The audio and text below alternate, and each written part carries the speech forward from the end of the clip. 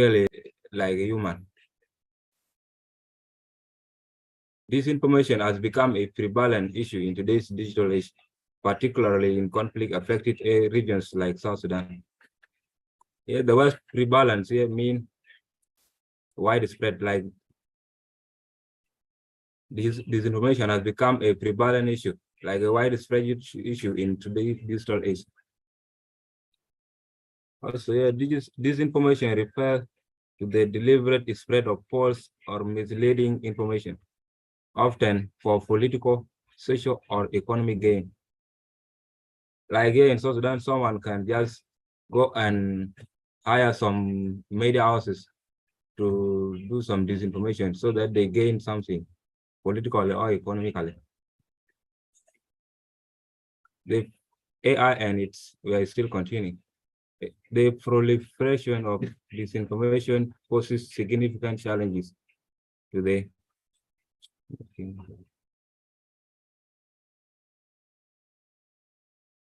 social, public, political stability, and public trust in South Sudan. Are you all getting me? Loud and clear. Continue, you're getting it. Okay. In this presentation, we will explore the potential of AI as both a friend and an enemy in combating disinformation in South Sudan. In addressing this issue, the emerging technologies such as artificial intelligence have shown promise in combating disinformation. Now we come to disinformation in South Sudan. The prevalence of disinformation in South Sudan. In South Sudan, the prevalence of disinformation has become a serious concern in recent years. Disinformation refers to the deliberate spreading of false or misleading information with the intention to deceive or manipulate individuals or communities. Yes, Kang Yumayo, what are you saying?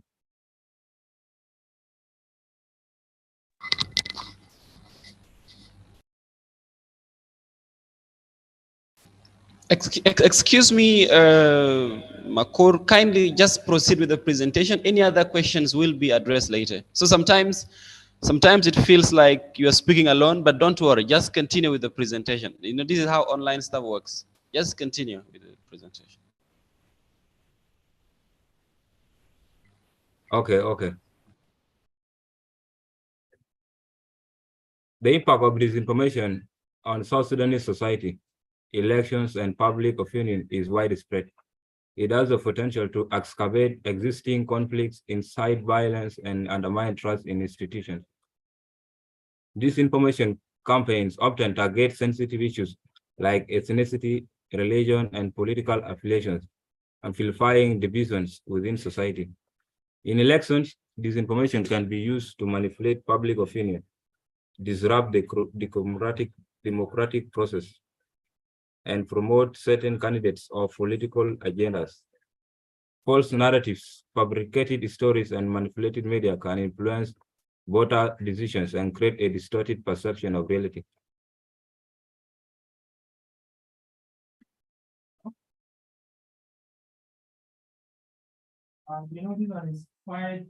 The role of AI in combating disinformation. How AI can be utilized in detecting and fighting disinformation. AI can play a crucial role in detecting and combating disinformation by leveraging its capabilities in analyzing vast amounts of data and identifying patterns. AI algorithm can be utilized to analyze social media content and identify misinformation by detecting inconsistencies, analyzing language patterns, and assessing the credibility of sources. Use of AI algorithms to analyze social media content and identify misinformation. In the context of combating disinformation on social media, AI can be trained to recognize patterns of fake news or disinformation by analyzing the content, the behavior of accounts sharing such content, and the overall network dynamics. AI algorithm can flag suspicious accounts, identify common characteristics of disinformation campaigns, and provide insight to social media platforms and fact checkers. The potential of AI in detecting deepfakes and manipulated media. One specific area where AI can be vital is in detecting deepfakes and manipulated media. Deepfakes are highly realistic audio or video manipulations that can make it appear as though someone said or did something they haven't. AI algorithm can be trained to identify digital alterations, discrepancies in facial or vocal expressions, or anomalies in the way a video or audio file has been recorded. This can assist in detecting and enforcing deepfake content, thus reducing the impact of manipulated media on public perception. AI-generated disinformation. The potential risks associated with AI-generated disinformation. The emergence of AI-generated disinformation poses significant risks in today's digital age. AI algorithms can generate highly realistic and convincing content, making it difficult to distinguish between genuine and fake information. This has the potential to then undermine trust in media, manipulate public opinion, and disrupt democratic process. The emergence of AI-powered deepfakes and their potential to spread information. One particular concern is the rise of AI-powered deepfakes. Deepfakes refer to the manipulated videos, images, or audio that appear authentic but are actually fabricated. AI algorithm can generate deepfakes by superimposing someone's face onto another person's body or by altering their speech patterns. These deepfakes can be used to spread false information, create political or social unrest, and even blackmail individuals. The need to develop AI countermeasures to tackle AI-generated disinformation. In order to counter the threat of AI-generated disinformation, it is crucial to develop effective AI countermeasures. One approach is to develop advanced AI algorithms capable of detecting and flagging deepfakes automatically. These include analyzing facial or vocal inconsistencies, detecting manipulation artifacts, or identifying inconsistencies in lighting or shadows. Conclusion. The potential of AI as a powerful tool in combating disinformation in South Sudan. AI has the potential to analyze large amounts of data, identify patterns and trends, and provide real-time monitoring of disinformation campaigns. It can aid in identifying fake news, identifying sources of disinformation, and assisting in fact-checking efforts. AI can help in developing early warning systems and providing policymakers with actionable insight. The need for continued research, development, and regulation of AI in this context. To effectively combat disinformation, AI should be seen as a complement to human effort rather than a replacement. Human expertise and critical thinking are essential in assessing the context and analysis of disinformation.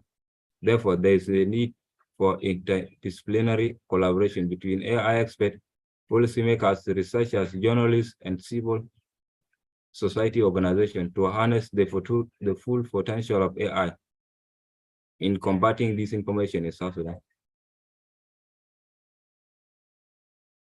All right, then, if you have questions, you can ask. You can raise up your hand and unmute yourself and you ask the question.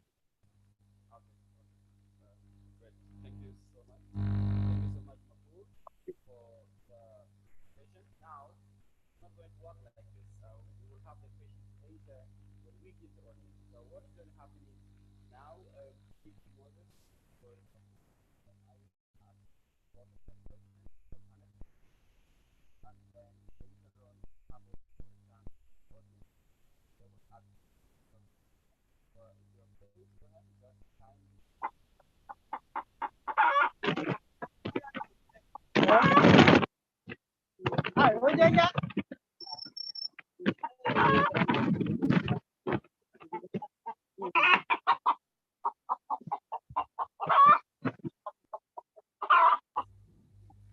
Somebody making noise now. The noise.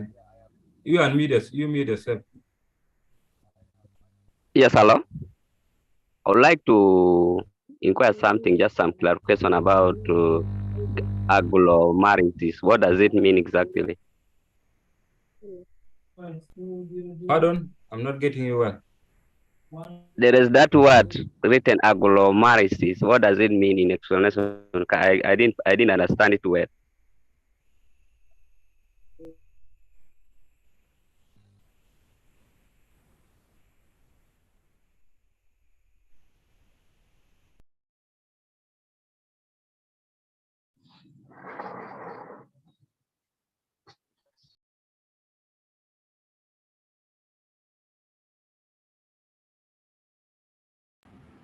Can you guys hear me? Yes.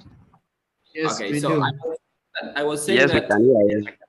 Okay, I was saying that now we are going to have the panel discussion where I will pose questions to the panelists. So if your hand is up, kindly lower your hand. It's not yet time for questions.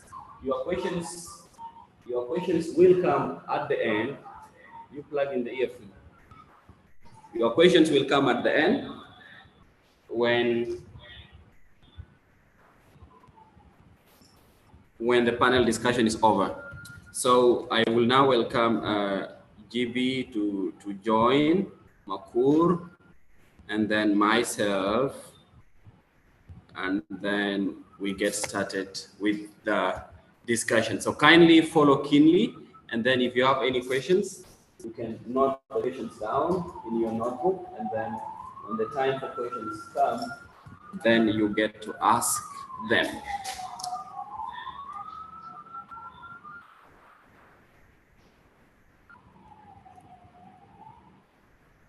Okay, in the first place, I would like to thank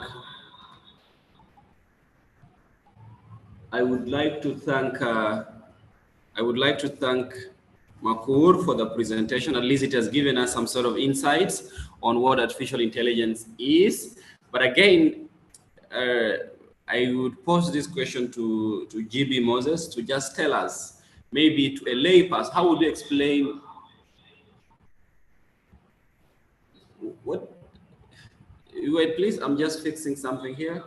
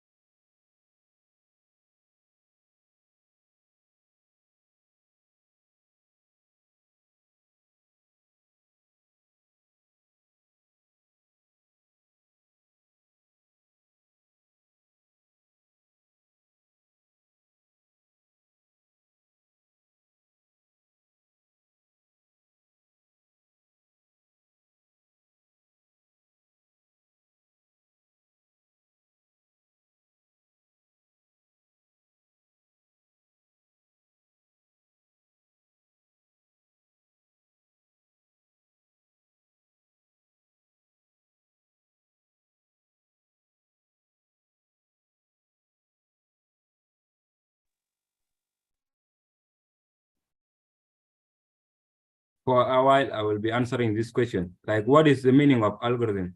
Somebody asked it this question. The meaning of algorithm is like a precise step-by-step plan for computational procedure that possibly begin with an input value and yields an output value in a finite number of steps. That's it. Okay, so GB, can you hear us clearly now? Your microphone is off. Yes, I can. Okay, great. Looks like, let me just remove this your account, and then it's spotlight the other one. Yep. So we are good to go now. So I was asking you earlier, GB, like how would you explain to a lay person what artificial intelligence is? Somebody is hearing this for the first time, and then they ask you, what is AI? What would you tell them? Thank you, Bida. and everyone for joining this session. It's, as I said earlier, it's a very interactive lesson, and it's for all of us to learn. AI is something that is coming up very new. Some people are hearing it for the first time, and some have been interacting with it unknowingly. So to a layman, AI or artificial intelligence is a branch of computer science that deals with the creation of intelligent agents, which are systems that can reason, learn, and act autonomously. So AI research has been highly successful in developing effective techniques for solving a wide range of problems, from game playing to medical diagnosis. So this is when people sit down and think and create machines that think like a man to help him solve most of his problems currently. As in the era of technology, we have a lot of them. One of them is we can have those ones for writing. Like when you have a problem, you just go to your laptop with your laptop, then you type whatever you want. You ask him a question, then it will answer it for you. So there are many of them that are created to solve different problems in different situations. So you only pick what befits you. It's not something that is very complicated as one might think. That's just something that we live with. It's part of computer science or technology.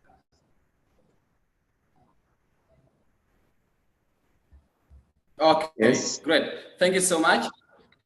Thank you so much, GB Moses, for that. So basically, artificial intelligence is where machines are sort of trained to do jobs that should have been done by human beings. That is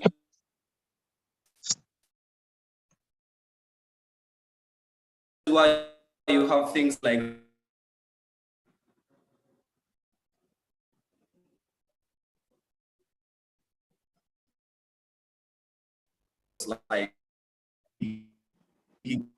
you have an example of the writing tools that people use. So you help you a chat what you really that he I think it clicks to a lay person. So thank you so much for that explanation, GB Moses. Now let's look at in the context of disinformation. First of all, let's talk about some of the challenges that you see fact checkers face in their work and how artificial intelligence can come in. I can throw this to Makur. What are some of the challenges that you face as a fact checker in doing your work? And how can artificial intelligence come in to solve some of these challenges, Makur?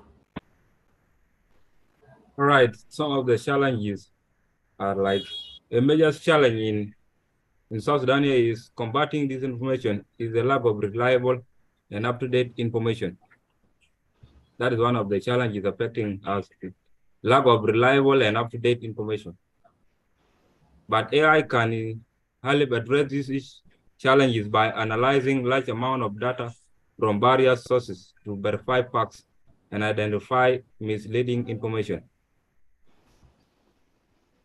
Okay, so the challenge here is getting reliable information. So let's talk about issues of access to information, perhaps, right?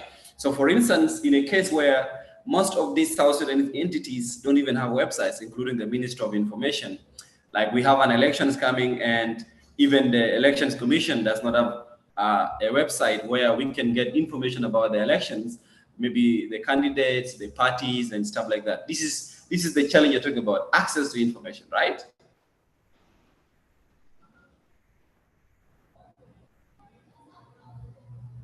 Is that what you're talking about? Okay. So then how does the AI come in to analyze large amounts of data? Where is the AI going to get this data? Because the challenge here is getting the data.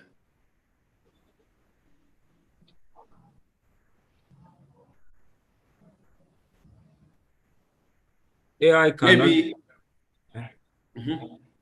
Yes. Yes. Did you get my question clearly? No. Repeat it again. Okay, my question is, you mentioned the challenge of access to information because like it's very hard to get information about a lot of institutions because most of these institutions do not make their information publicly available. This is the challenge, right? Yes.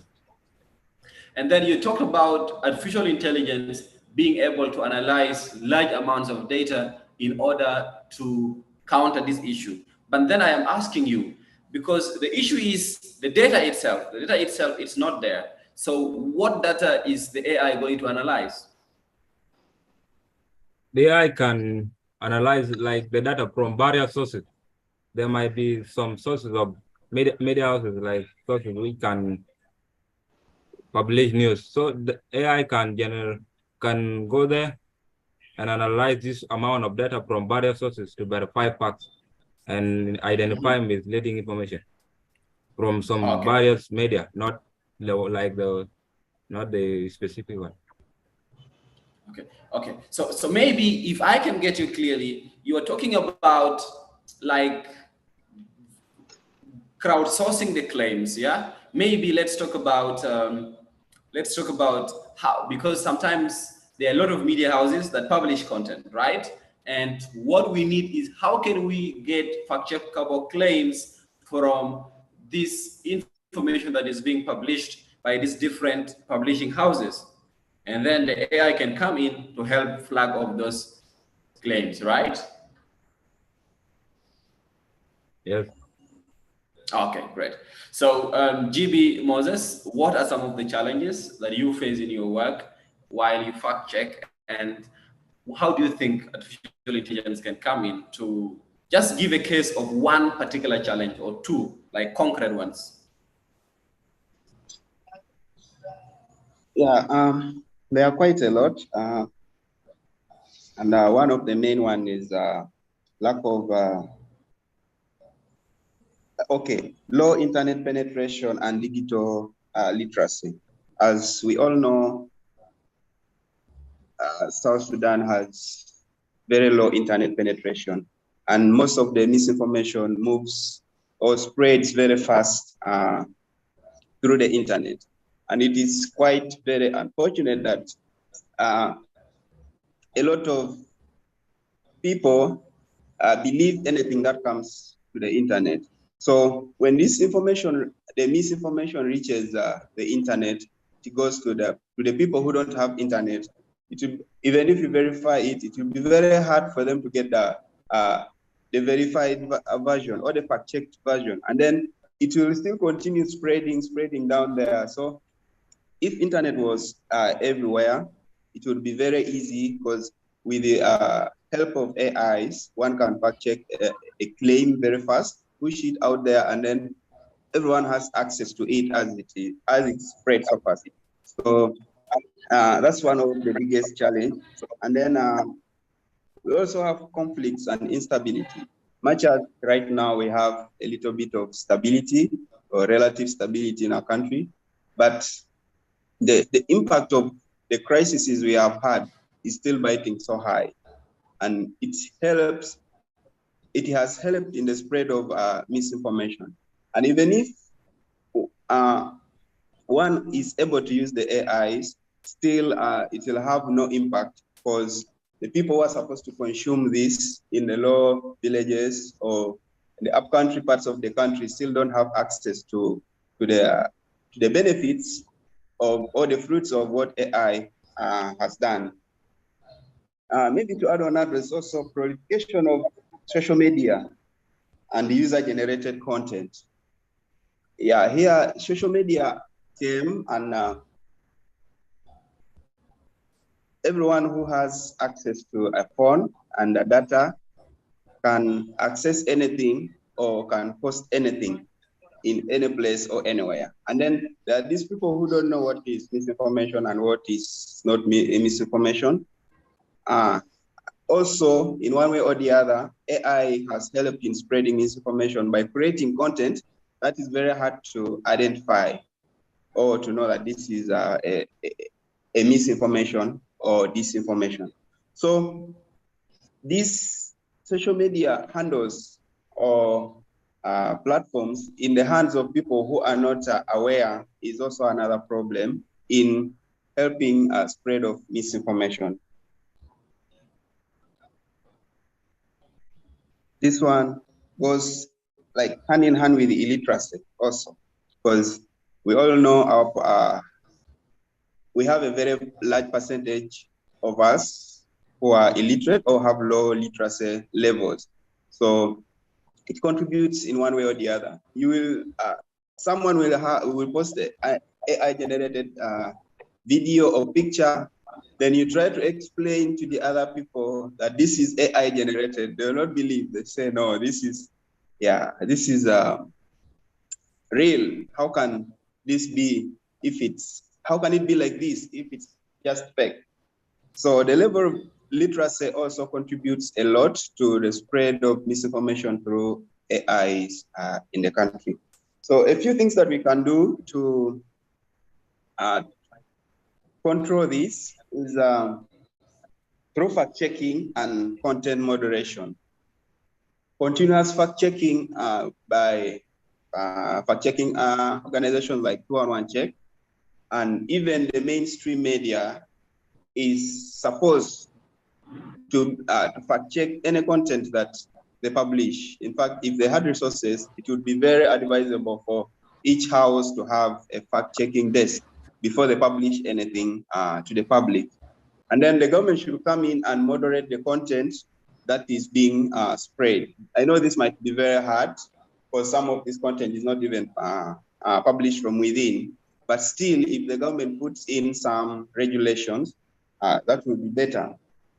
Then we also have media literacy education. We should take this very serious at all levels. It's not only for journalists or fact checkers or content creators, but everybody in the country, whether you've gone to school or not, at least, even if you don't become a fact checker, but you should have the basics. Because the world is changing. They're bringing tools every day, every now and then. As we're talking, someone is modifying the AI that you used yesterday. When you come back tomorrow, they will tell you, we have changes, you update your app. So as these apps are updating, we should also be updating our knowledge on a daily basis. And finally, we should also support independent media, because some countries or in other areas, the content is regulated. So media houses don't have the freedom to publish what is supposed to be published. One day I was in, I don't know how to call it, summit or where people were brainstorming about the media situation in South Sudan. Then one media outlet said there are other news that they will make when they publish. Before they publish, they write an apology letter, whether the content is right or not. But when they know that it's going to offend one or two people who will obviously come to their neck, they write apology letter in advance so that when they come, they will just apologize. So yeah, in an era of AI, we should have independent media, and it should be supported by the powers that are supposed to do that. In that, every journalist has the freedom to publish what's correct. Remember, as journalists or as fact checkers, your role is not publish whether right or wrong, but it's all about information integrity. You're supposed to have professional ethics that you follow in whatever work you do, and whatever product that you produce must have integrity in it. So this can't happen when there's no freedom. Yeah, so these are some of the few things that we can, in the era of AI, that we can follow or can help us in fighting misinformation. Thank you. Okay, great. Yeah, thank you so much. Thank you so much for those insights. You spoke actually a lot of things. Now let's talk about the existing artificial intelligence tools that probably both of you might have come across. So, which ones do you find interesting and that can be applicable in the context, or which ones are you already using? Let's talk about it, Makur. Talk about some of the artificial intelligence tools that you know and their use cases in fact-checking work in South Sudan.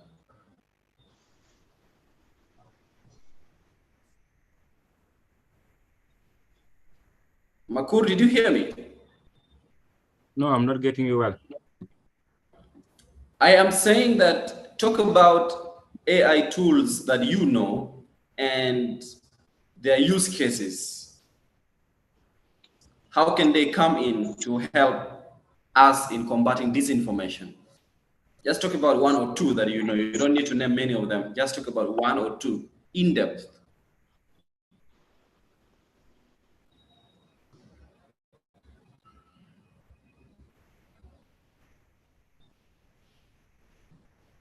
Okay, GB, did you get my question? Yes, I did. Yes. So yeah, talk about one or two AI tools that you know and how they can be adopted in the context of South Sudan. Because I know and I know a lot of AI tools. For instance, there is one by the Full Fact AI. So they have this set of claims. They sort of have these that help in transcription and several others. So talk about just one or two of them that you know and how they can really come in to help us combat disinformation in this country. Thank you for this. Yeah, as I earlier said, AI tools are many, and then they are in different fields. So, in the context of misinformation or fighting misinformation, just as you said, Full Fact has a full built AI tool that does a lot of activities. As a fact checker, it can identify claims, it can fact check or get you evidences, and then it can even show you that this claim was once, it was once fact checked by these people or on this date and in this country. So coming down to South Sudan, we haven't yet reached to that extent, but as a fact checker, there are tools that help us in our work. So I'll be talking about this. One of them is Invid Verified. Invid Verified is a tool that one can say is an AI tool because it helps simplify our work. And then it does a lot of work. It can identify when the picture was taken. If, for example, if it's a picture, because in our context as South Sudan, we all know most content creators love using pictures from different places and different years. Then they claim that this was in South Sudan. And in certain situations, for example, if they bring cases of war where they claim an outbreak of, there's a war outbreak somewhere, then they bring pictures that people are already killing themselves in this area. That can be, such pictures can be very detrimental and cause uprising. So with this tool, you can know that this picture was taken in this particular place or in this country, and then you come with the evidence to debunk this and tell people this wasn't in South Sudan, or there is even no fighting or uprising as claimed by so and so. And then we also have Google reverse image search, much as is the current one, but Google is also working on a full AI that will work like the one for full fact, that you can use it to find all the other evidences or other claims where it has been used, other pages or websites that have posted this on this and this particular date and in this country. And then it can also help you to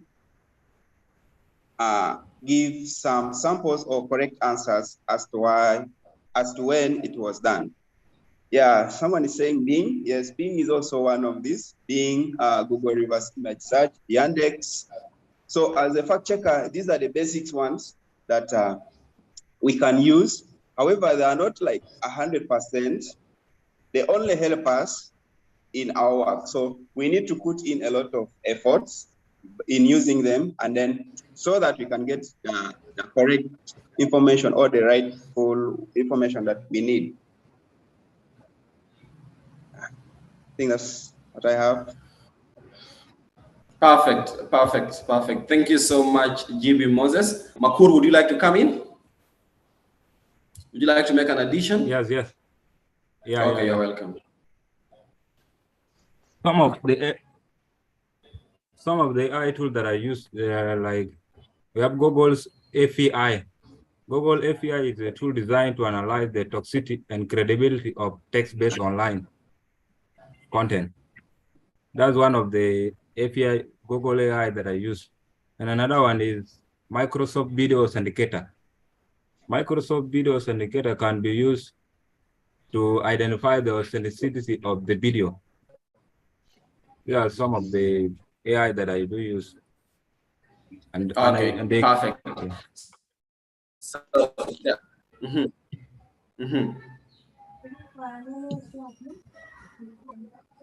Okay, great. Yeah, thank you so much. Thank you so much, GB and Makur, for the insight. Now let's talk about ethics, because you talk about mentioning the use of these artificial intelligence tools. What are some of the ethical considerations for all of us? Like as fact checkers, of course, there are some ethical considerations that need to be taken into account when using artificial intelligence in our work. So for instance, in this case, we want to use artificial intelligence to help us combat disinformation in South Sudan. What are some of the ethical considerations that we need to take into account? Who wants to go first? Anyone can go first. Right. Okay. Like there's some ethical considerations that need to be taken into account when using AI in South Sudan. Like ethical consideration include ensuring AI are unbiased. Like the system of AI should not be biased and do not infringe the individual's privacy. That's one of the ethical considerations. Of freedom of expression. And transparency in AI algorithms should be, and decision making is crucial to avoid unintended consequences and to ensure accountability. Okay, great. Yeah, so we talk about privacy. While we use AI, we should make sure that we adhere to issues of privacy. We also make sure that we're very transparent when we are writing our fact check reports. We should make sure that we indicate the AI tools that we use in our work. And then another thing you mentioned was, so these are the key things that I was able to pick. And GB, the ethical considerations that fact checkers need to take into account when using artificial intelligence to combat disinformation. Yes, I think Makuru has almost said everything, but what I would say is that as a fact checker or as a journalist, we have professional ethics. And then this will not be very far from the professional ethics that we use. So as a fact checker, when you're using an AI, you have to make sure there's transparency, as Makuru has said. And then there should also be okay, the AIs themselves should also be accountable to the users. One thing that we did not say about is that these AIs are generated, like they are created by people, and then the quality of the AI depends on how the person reasons. So it's not 100% correct, or it may not be universally right, but then it depends on how the person who created it thinks. So whoever creates this AI should be held accountable. So when you're using it, you should be knowing that this AI is either right or not, because if you use it and the results cause an impact, you'll be the one who will be held accountable. Then these AIs should also be held, they should be subject to independent verification, because some of us have believed that since this is a computer or an app, it's 100% perfect and it will not have any impact, or nobody is there to question it.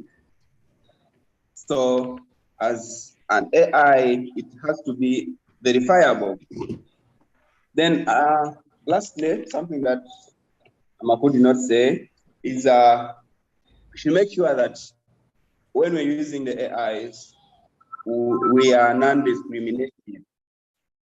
Our AI should not, in our work, we should not target a certain group of people as we pass out our message. This one will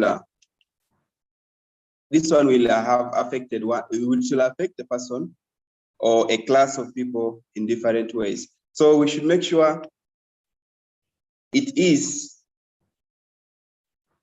our duty to make sure that whatever we're using is non-discriminatory, and we also show it in the work that we are doing. Yeah.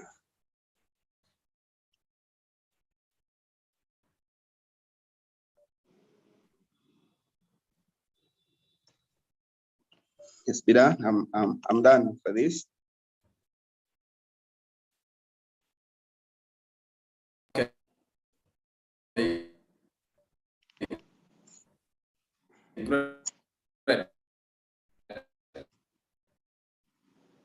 Thank you so much,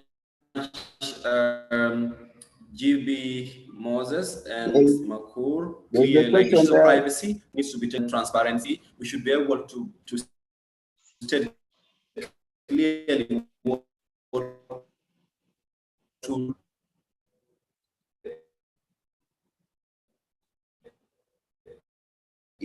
issues, and then the other issues that actually they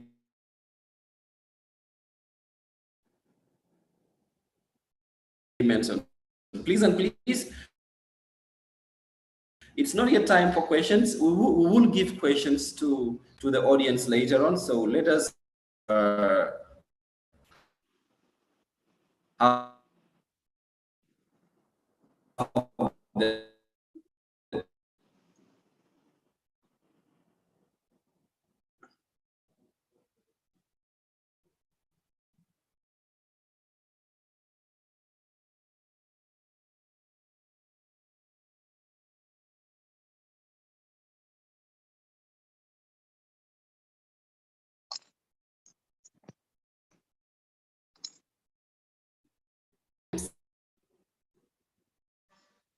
for this particular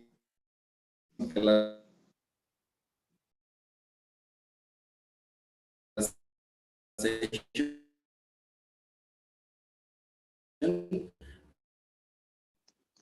Now we are moving to the next last hour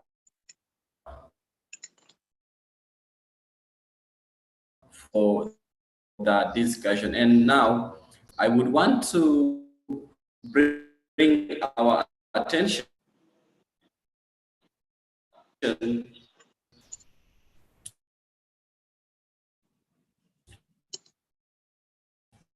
some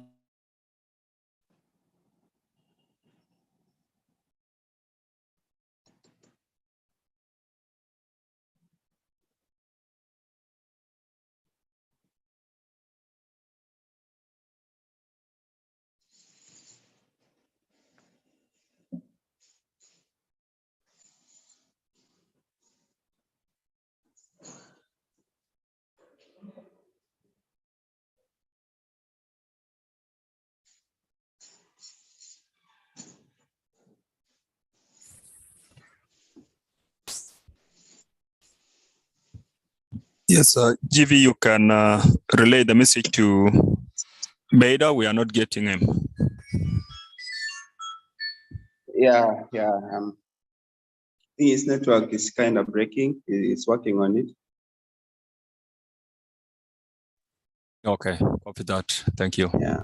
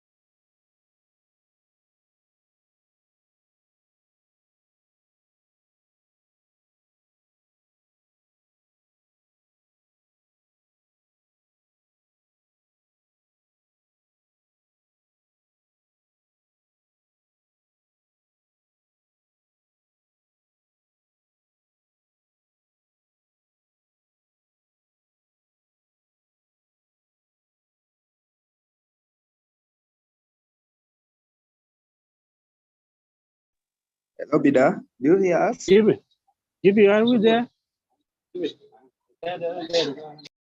Yeah, we are there on Bida's network is not stable and we are trying to wait. Hello, Bida.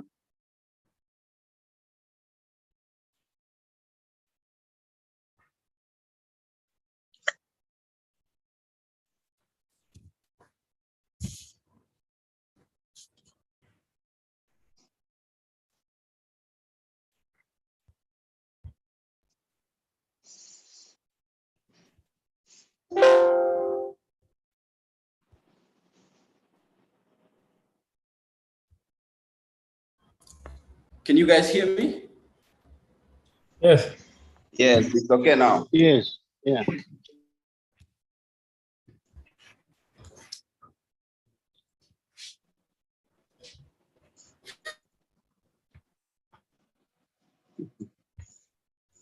Yeah, you guys are making fun.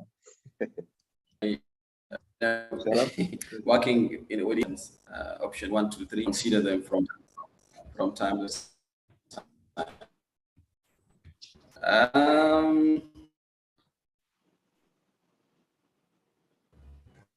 Yeah.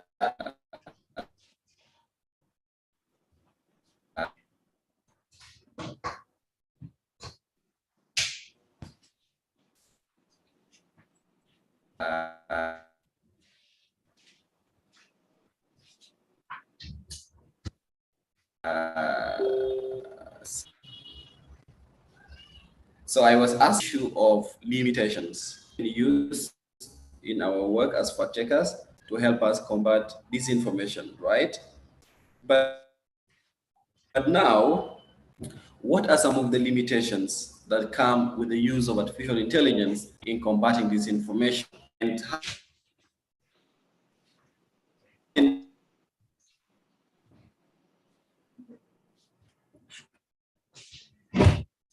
limitations addressed? So how can we turn these limitations into opportunities? Have you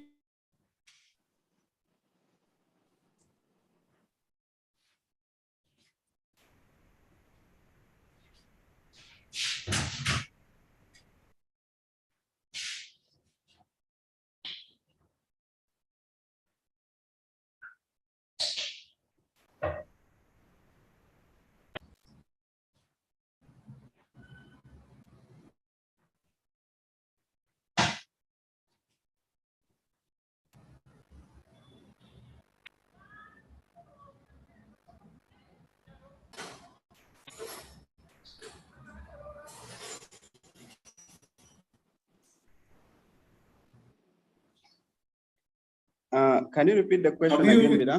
Have you really gotten my question? Yeah, not I clear. am saying, what are some of the limitations that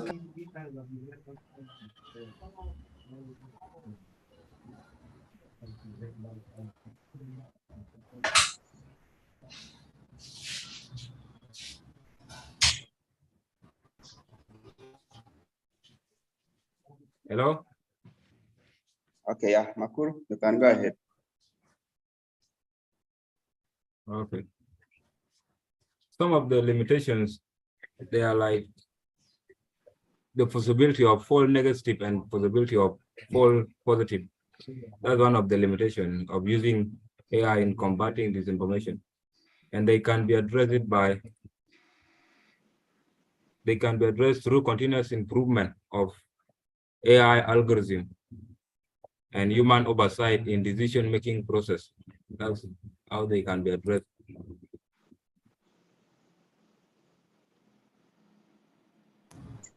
Okay, thank you, Makur.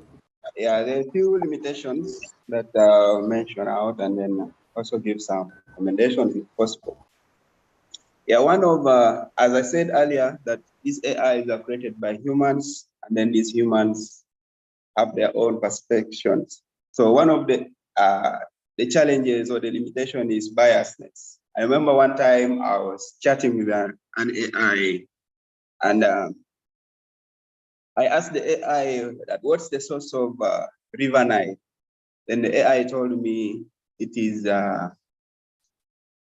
ginger. It's from ginger. And I was like, no, it only passes through ginger, but the real source of AI is from Rwanda, from River Kagera. Then the AI was like, oh, I didn't know that. So they also have things that they don't know. So this is biasness. So that's how it was trained. It was told that the source of the River Nile starts from Kagera, and then that's it. They cannot change. But then you may have a different if you fact check using that information, someone who has a different knowledge or the real knowledge will come and challenge you.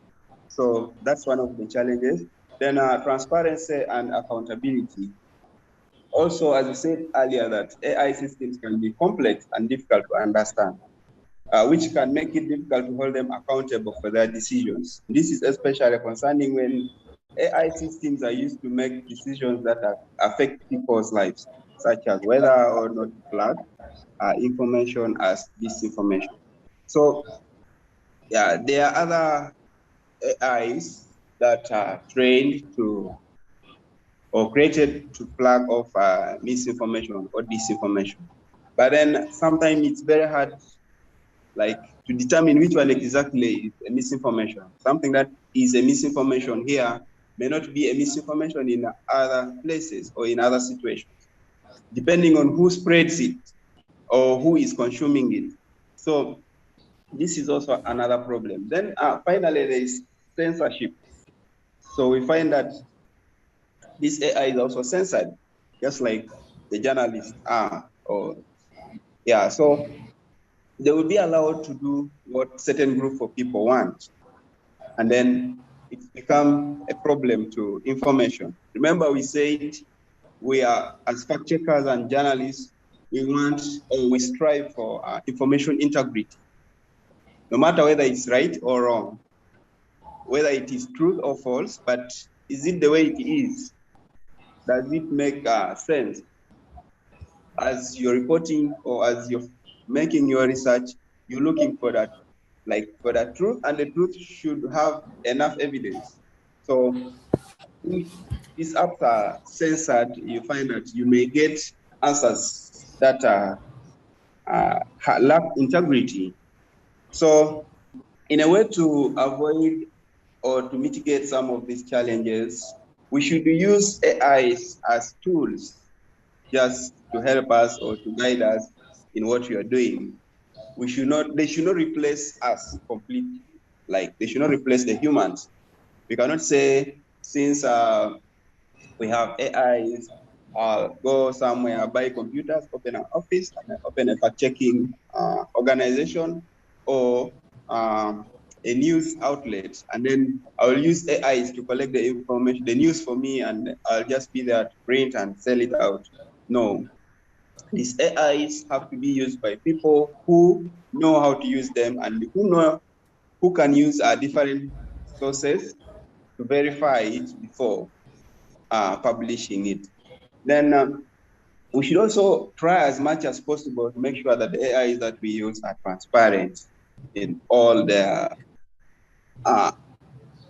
like how in their build they can be traced and they can give accountability when need be. Then we should also continuously evaluate the performance of the AI. As Haile said, AIs mutate or they like things change. So we should make sure that we are using the latest updates, the latest updated version of the AI. So we should use AI to complement other fact-checking methods. Like we say, as I was saying, we have Invid verified, we have the Yandex, we have Google Lenses, we have Bing, we have others, even have the one for full fact, which has not yet spread out like complete to almost everyone, but it's slowly spreading. In Africa, there are already other fact-checking houses, like around 5 or 6 that are already using it, that have access to it. But then we should not say now we have this tool, we depend on it 100%. No, we should just use it as a supplement. Then finally, we should also develop ethical guidelines for the use of AI in fact-checking. Yeah, in our fact-checking houses or media houses, we should have our own in-house media, ethical media, ethics for our work that will guide how we use the AI. In this way, it will make the risks or the biases that come along with AIs to be minimized. And then we get the work done in a very professional way, and nobody will doubt what we do, because as fact checkers, we are meant to correct the wrong. But then who corrects us? That's the question. So we have to make sure we are as correct as possible, as perfect as possible. If something we can't handle, it's better we don't go for it. But then if we are going for it, we have to make sure we explore all the possible opportunities in bringing out the rightful information that is consumable by everybody, and nobody will doubt you or will doubt us. So in this way, we really need to have ethics that cannot be bent today or tomorrow, or just make things work out. We should not be biased in a way or two. Yeah, thank you for that. Okay, great. Thank you so much. Now, let us guys talk about traditional outlets. Let's talk about traditional outlets like the radio, like the newspapers, because right now I realize that the talk and emphasis has been on emerging media that mostly has an online presence, digital presence. Now, talk about traditional media, the radios, the newspapers, the magazines, name them. How can they adopt the use of artificial intelligence in their newsrooms?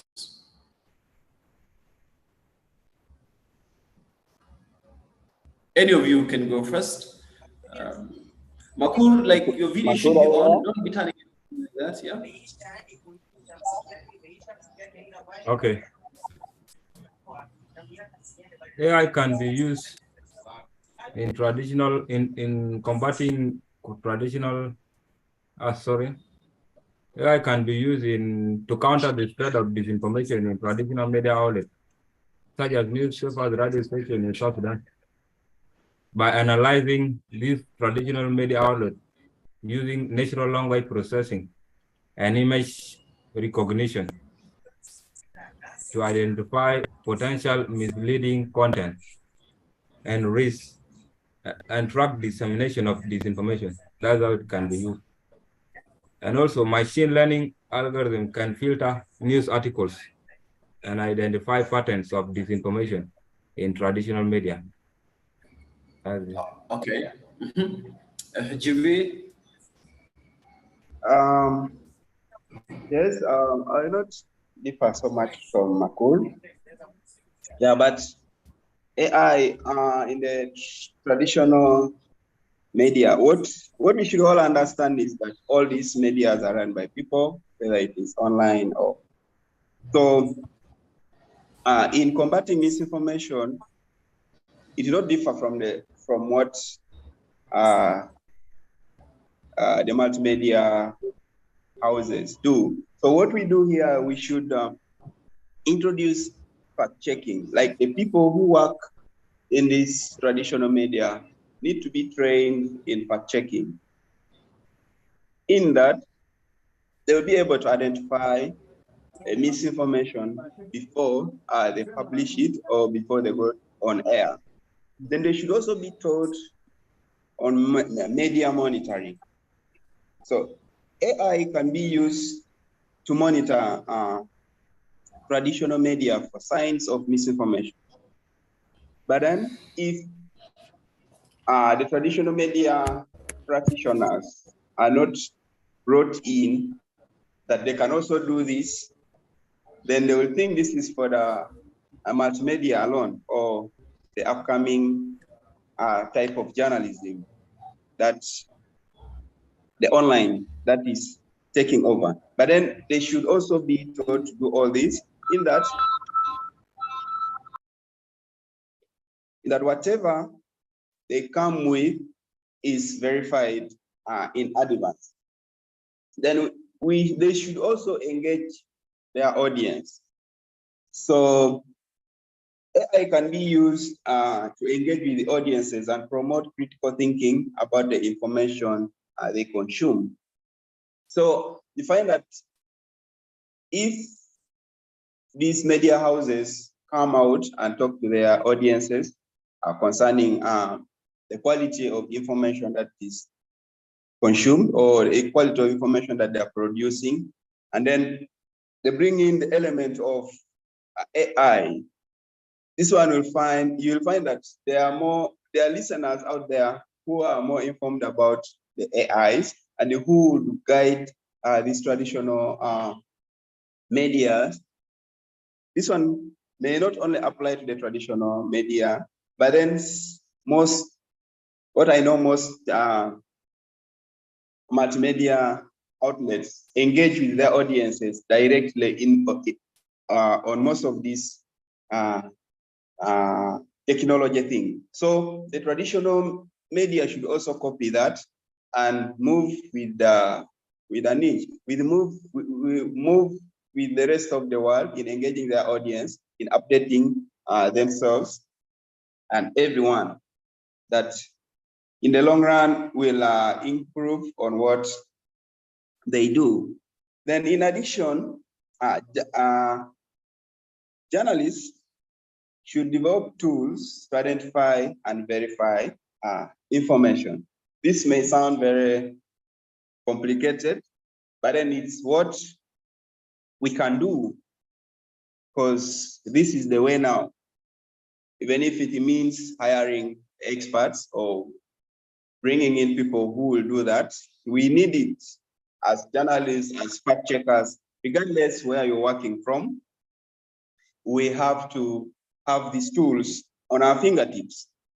Then these media outlets, the traditional ones, should also embrace or promote media literacy education, especially in AI, in the field of AI. This will be very easy for their consumers and themselves, the producers, in knowing how to use these AIs in producing the news, and then the consumers will be able to identify that this news is AI generated, or okay, if it's AI generated, is it right or is it false? So we should altogether also embrace this. And like also like before and earlier said, we should all support independent media, like all the traditional media houses, either radio or TVs or newspaper. They should be independent and they should produce content that is right, and this should be supported in a way or the other, either by the government or by other media players. Yeah, I think when we use this, we shall have an impact on the quality of information that we produce and consume in the country.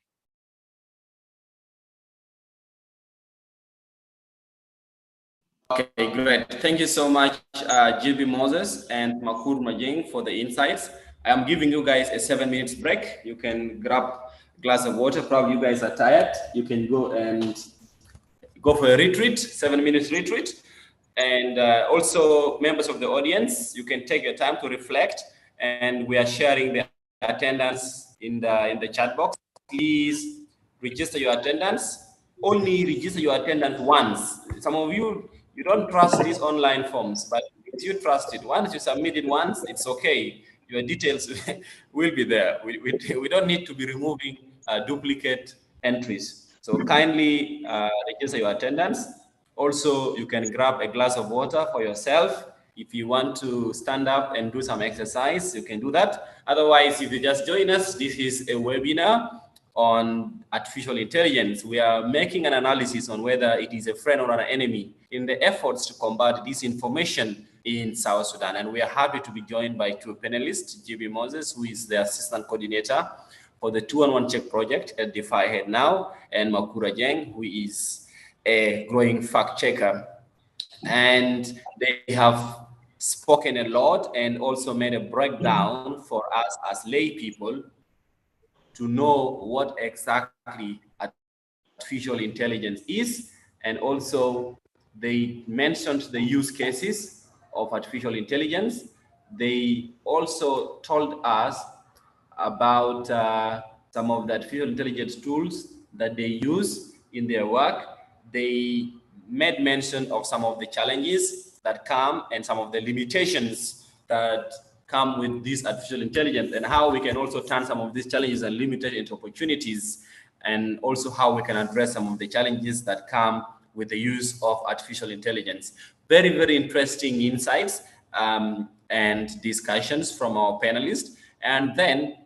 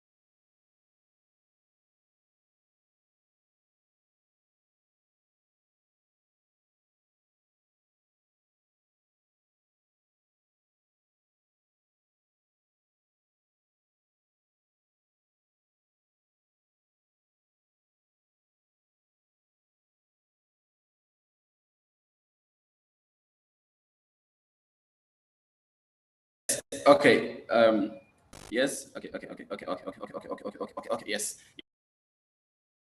Yes, like I mentioned earlier, when we come back, we're looking at the role of the civil society and the government. For instance, in other countries, like the European Union, we already see artificial intelligence laws being enacted. So our panelists will also, and civil society organizations can play in supporting the use of artificial intelligence to combat deformation. And lastly, we will also look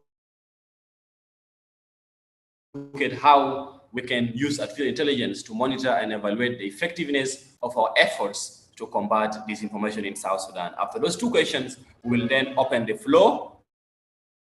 We will open the floor for everyone to be able to ask questions to the panelists, and then they will provide answers for us. Thank you guys so much, and enjoy your 2 minutes break.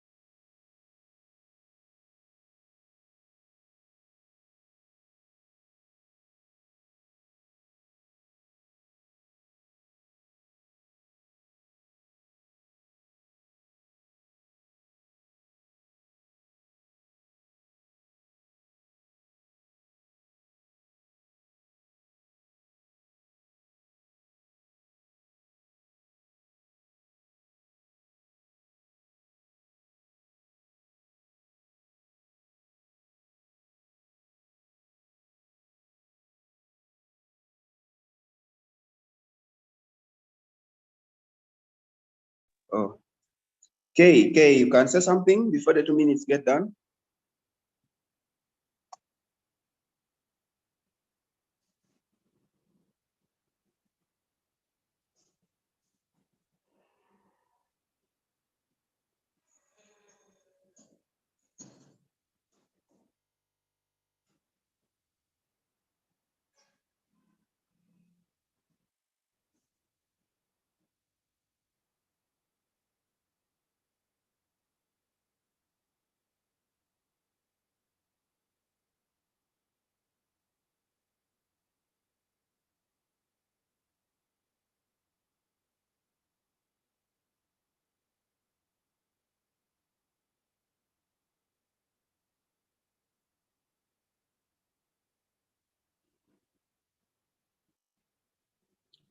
Oh, okay, then you will you can keep it until the Q&A session.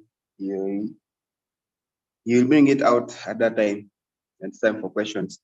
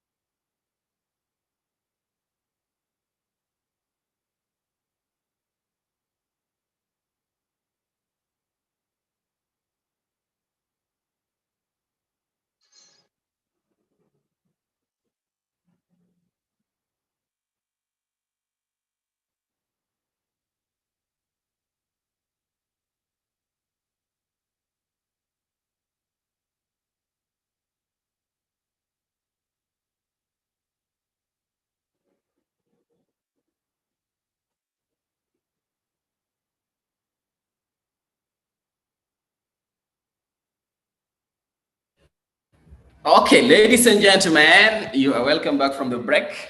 I hope it was a short one. And I also hope that most of us have been able to register our attendance. You must have gotten the form and then registered your attendance.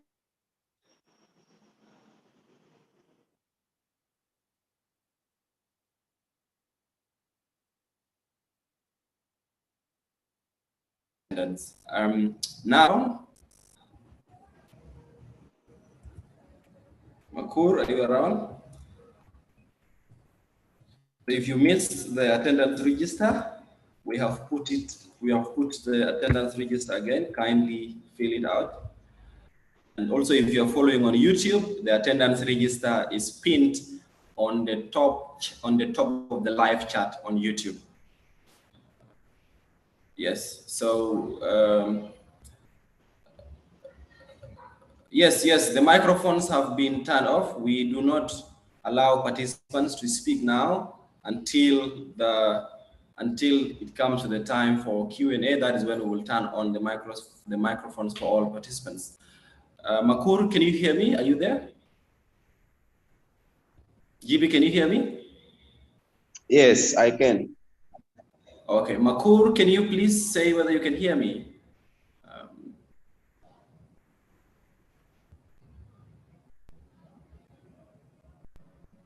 Okay, so I think we will just proceed with GB for now. So GB, maybe you can tell us about the role that the government and civil society organizations can play in supporting the use of artificial intelligence to combat disinformation. I was giving an example of the European Union, for example, that is already enacting laws to see, to see that all these things are sorted. So what can the South Sudanese government do, and also civil society organizations like DeFi now, who are championing the effort in combating disinformation? Yeah, thank you, Manuel, for this question. And as earlier on, as you said, the world is moving forward and AI is here to stay. It will not go anywhere any soon. If it's going, then it will have evolved to something that's different or that's more modern than the current one. So currently, we cannot remain behind as an individual or as institutions or as a country. So what the organization, the civil society organizations and the governments can do, one of them is investing in AI research and development. We should find out what are the best AIs for us. What, like in our situation, which one do we need? And then we invest in them, not only in as for journalists or in fact checking, fighting misinformation, but in different aspects of our societal needs, because we have a lot of them. We can have for health, we can have for education, we can have a lot of things. There's of recent, the University of Juba and the government and other civil society organization launched the iPod. So such places can be used to generate these ideas. People can go there and think what they can do about this. I think the hackathon organized by AMDIS was also one of the examples that we can use in that. So as civil society or even the governments, we should invest in that. Research is one of the ways that countries are developing or new innovations are created. People are put to task to think beyond the current situation. And then in the thinking, they get answers. And then these answers come up with new innovations. Then the governments and the organization can also support the development of AI-powered tools by local organizations. There might be individuals out there or organizations that have the ideas, but they don't have the capacity. could be financially or even the human resource may not be enough. They have the idea, but they cannot go beyond the idea. They need support to go to the next level. So the organizations or the government should come in such situations and empower these organizations or these individuals with either money or other people around, other people who will work along them to develop these ideas. And also, in a way, we should promote the use of AI-powered tools to combat disinformation. Because as a matter of fact, if you are to do a survey, we shall find out that more than 50% of the people think AI is only used in the wrong way. And this is a perception that is with all of us, or most of us, which is not verified. As a fact checker, I'll use that. It's not verified. So what we can do is we have to promote the use of AIs in the rightful way. The negative perception has come because you always find people using the AIs in altering pictures, sending out wrong messages. So people think AI is only used for that. But then there is a very big, in fact, the intention of the AIs is to promote or to make work easier for us. So it's the person who uses it who decides to misuse it.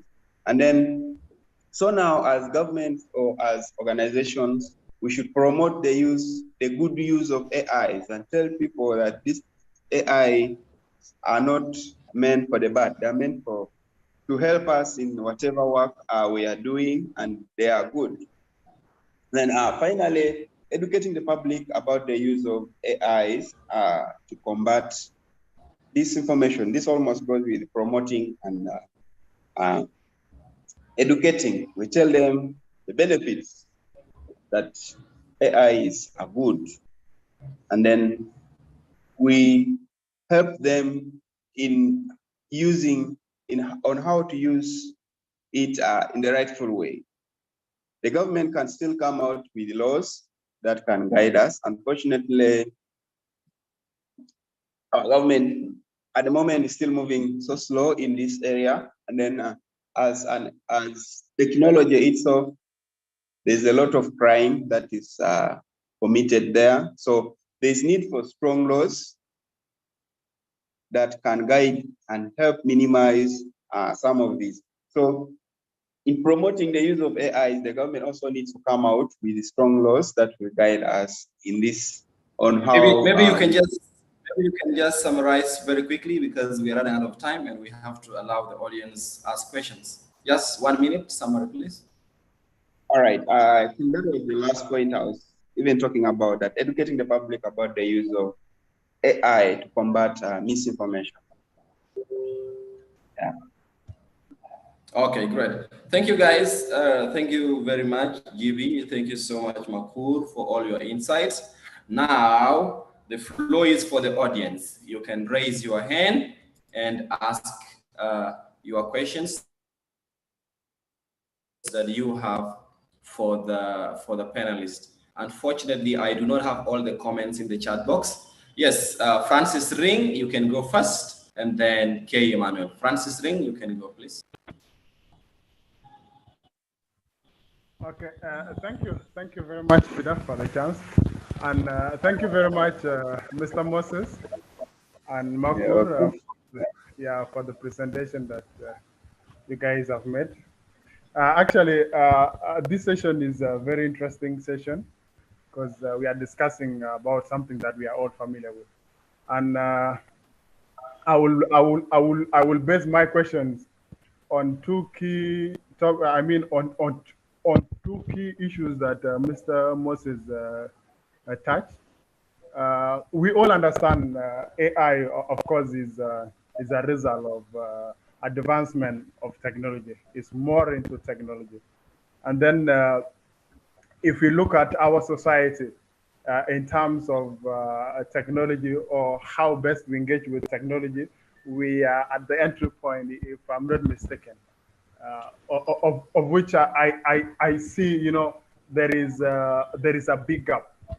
There is a big gap of which it reflects on what Mr. Moses said, the level of illiteracy. You know, sometimes it makes it very hard. Even before we reach AI, there are certain things, you know, that we still don't understand in the middle here. I was shocked one day. One of my friends came across a video that he saw on social media. This video, I think, was recorded in an app that changes, you know, the physical appearance of a person, something like that. So it was something mere, but he couldn't manage, you know, to recognize that this is just, you know, this is not real. So I was very shocked because I came across that video and it was really something that someone would, you know, yeah. So there is too much gap, and AI now it has spread it. It's like wherever there is technology, there is an AI. Even in graphic design these days, there are certain things that people don't do manually. You know, you just ask an AI to do it for you. You know, so my question is, considering the level of AI and the level of our, the understanding of technology as South Sudanese, I know it gives too much work for people like you, Mr. Moses, and the rest who are trying to create awareness of AI and all this. Like, what are the possible ways, you know, that we can close this? I know it goes with time. It goes with time, but all in all, we have to keep it balanced. We have to keep it balanced. Yeah. So that's my question. How can we close the gap to at least? I know it will take time, but thank you. Okay. I think next.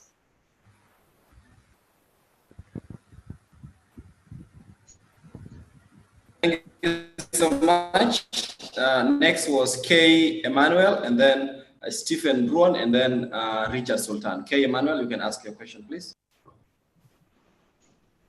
All right, thank you, Beda, GP, and Makuru for the presentation, and all the information was really interesting, learning about artificial intelligence. My first question goes to Mr. Makuru. Beda asked the question, the tools that he used most in artificial intelligence work, and he mentioned the two of them. I would like him also to set more light and show some demo how these tools work. It may help some of us here. And then to both of them, GB and Makur, you know, in South Sudan, there are a lot of issues to do with the copyright. Absolutely, very few people practice that. How can AI help in fighting copyright issues? The third question is, in other African countries, media houses have started adopting to AI.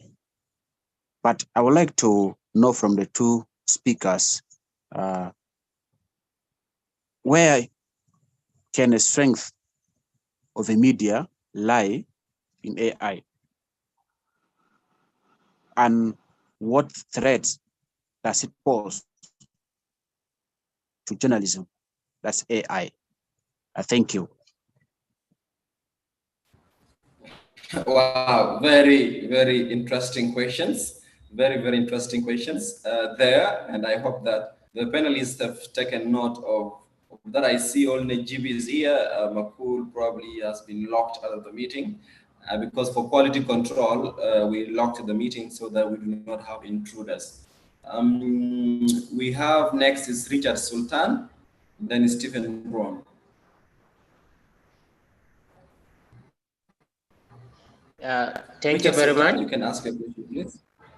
Yeah, I think my question has already been asked by the previous speaker. I wanted practical examples of the AI tools that you guys are already using for fact checking. I think probably because of time, you can just put them in the comment so that everyone can research about it for himself. Thank you. Okay, great. Thank you so much. And then Stephen, and then Guy, and then Peter Dada. Okay, thank you, Beda. Thank you, GV and Maku for the session.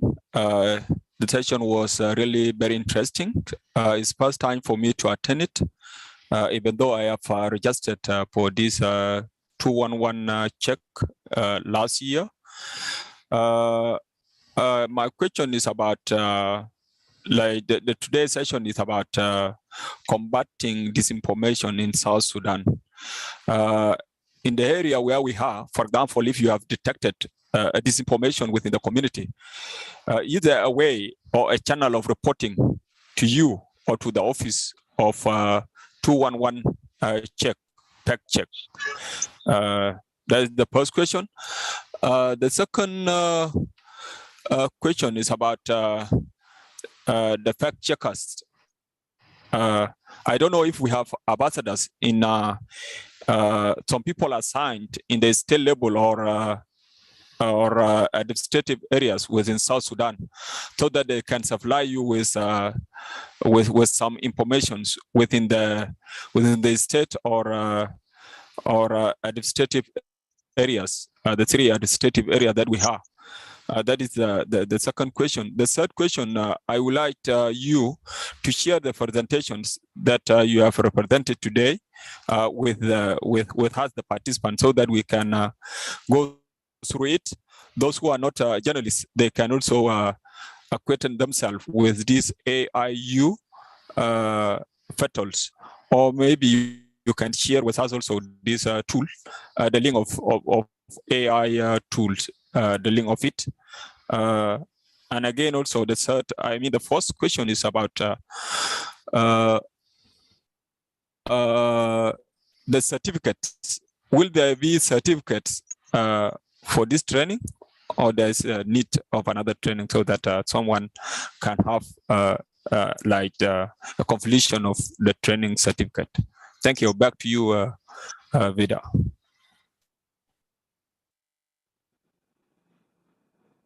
Thank you so much. Thank you so much, Stephen. Very, very important questions there. And we have taken note. Some of them are just comments. We have also taken note of that. And some of you who are asking about the reporting channels, we have a WhatsApp group.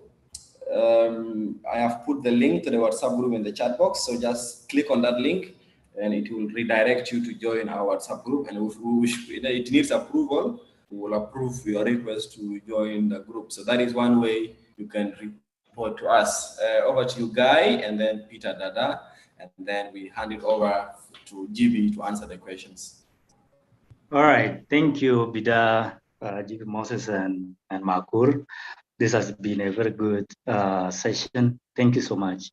And you have, throughout the conversation, I've come to learn that both AI is both enemy and friend in fact-checking. It is a friend in that it helps in the fact-checking processes, in information researches, and also training AI algorithm to detect information disorder. It is an enemy also through manipulation of information, either video, images, or audio clips, and how it is easily,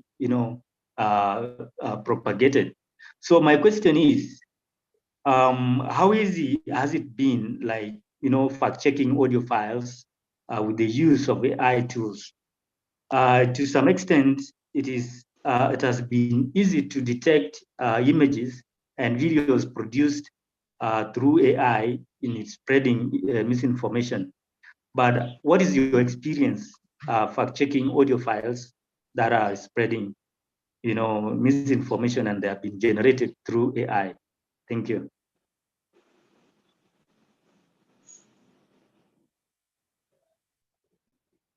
Thank you so much, Guy Akech.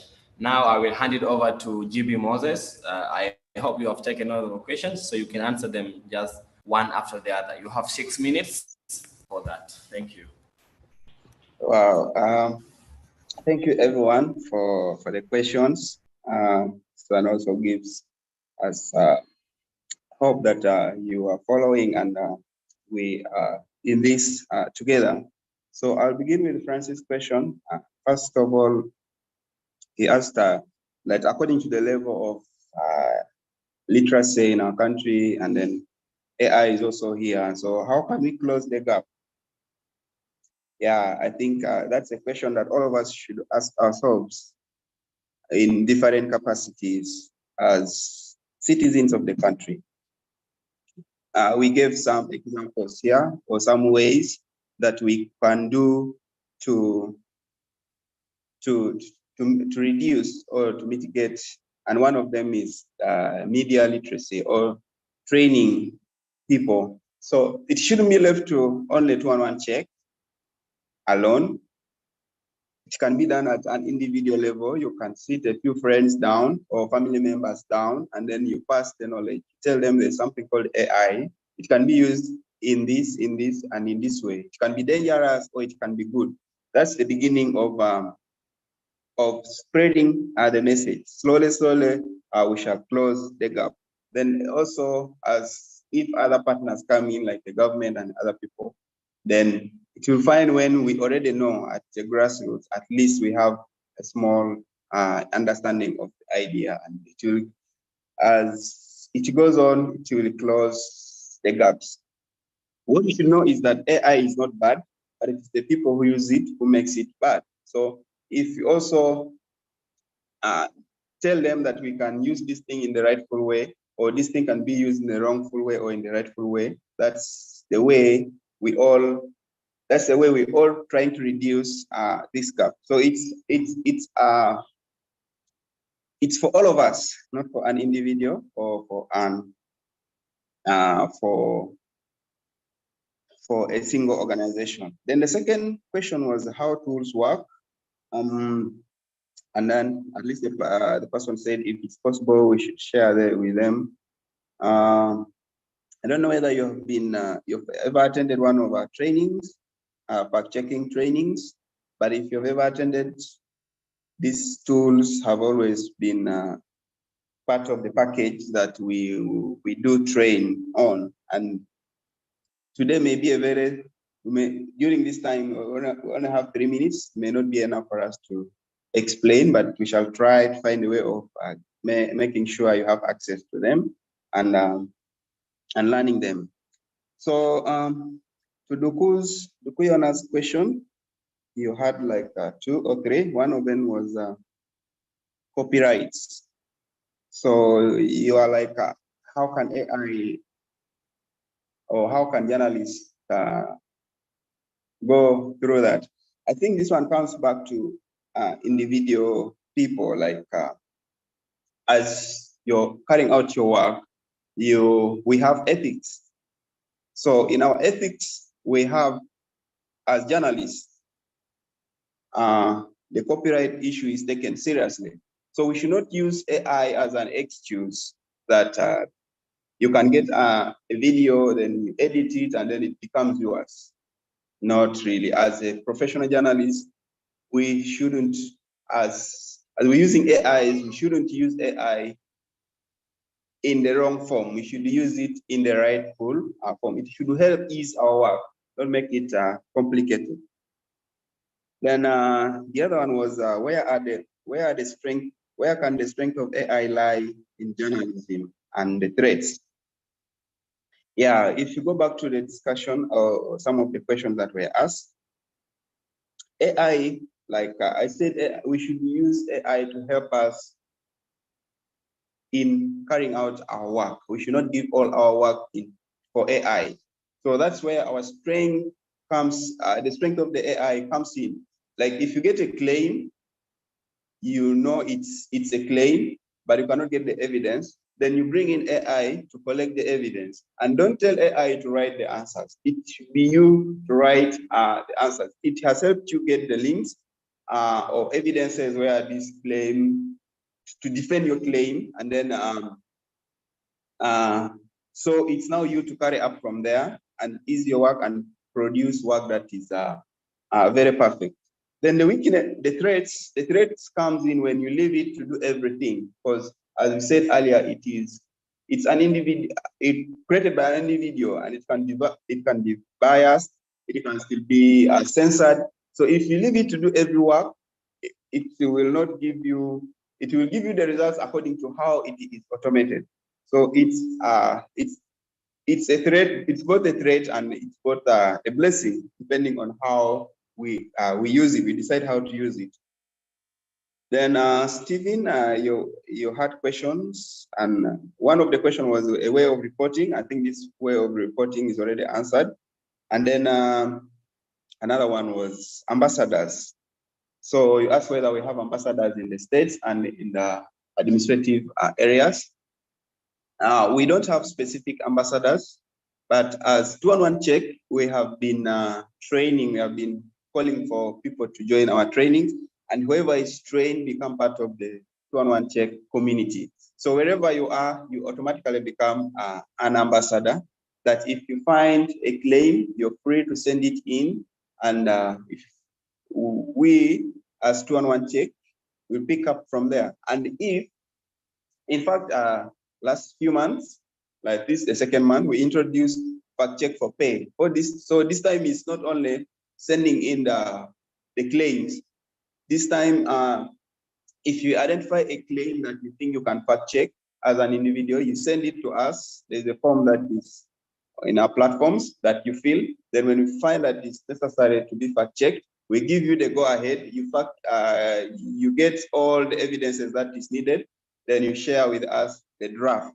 Once we publish it, we pay you for your work. We pay you after publishing for your work. So that's one of the work that we do, that we feel as fact checkers, we should do this thing together. And then it should not be only our work alone.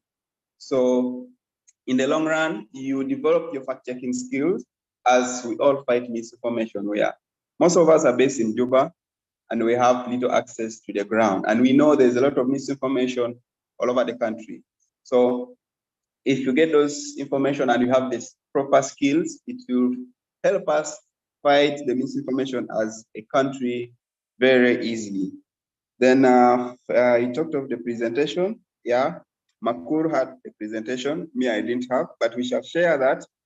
And then the certificates, for this particular one, we shall not give certificates, but we have trainings that always run for 3 months. So after that, you become a certified fact checker with a certificate, because you cannot become a fact checker in one day. That's very hard, but in a period of 3 months or 4 months, you can get the most basics, and then you perfect as you continue practicing. So after the 3 months, we give you a certificate. So since Bida has shared with you the link, you've joined the WhatsApp group, you'll get all the updates from here, and then it will be easy for you to join us and become part of us. We hope to see you in fighting this misinformation together. And then finally, we go to Guy. Guy's question was about audios, whether it is, we as 211 Check, it's been easy to fight audios, to fact check claims that come in the form of audios. This has been a very big challenge, and even some videos or some of the AIs that are used to edit videos and pictures are becoming very complicated. So it's still a very big battle, but we say we are trying our best to do whichever tool that we shall be able to find, we shall use. But for now, audios are still a very complicated issue. What we do, we try to get some of the words in the audios and use Google search and find whether that claim has ever been used somewhere or by someone, or it is there in the internet.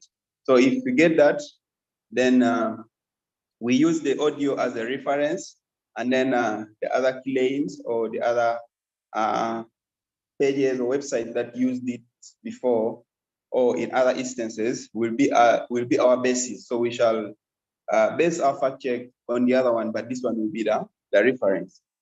That's why as fact checkers, we should have a lot of options. We should not be rely on only one. All from the means of verifying and even the sources of the claim and the sources of evidences. This one makes our fact checks to be believable, like that these guys really did their work to the best of their knowledge. So much as we still have challenges in this, does not make us, should not discourage us and leave out some fact checks or some claims that are needed, that needs to be fact checked out because we cannot handle them. We can use plan B. Somebody said if A fails, we still have, we have 26 alphabets to tackle our problems. So this can be one of these also. Yeah, I think I've spoken a lot. Thank you, Bida. If there's any other concern, I'm here still. Okay, great. Thank you so much, GB Moses. Somebody is saying he's not seeing attendance. Probably you missed it because we had a 7 minutes break and we asked each and everyone to sign their name in the attendance register. Ladies and gentlemen, thank you so much for your active participation. We wish you the very best of your afternoon, and please do take very good care of yourselves. We meet again. Remember, we have these training sessions every 2 weeks. So we will have another one next week, and then we'll have another one the other week. So we'll always share the link to sign up, and then you should be able to join. Thank you so much. Enjoy your afternoon. And like I said, take very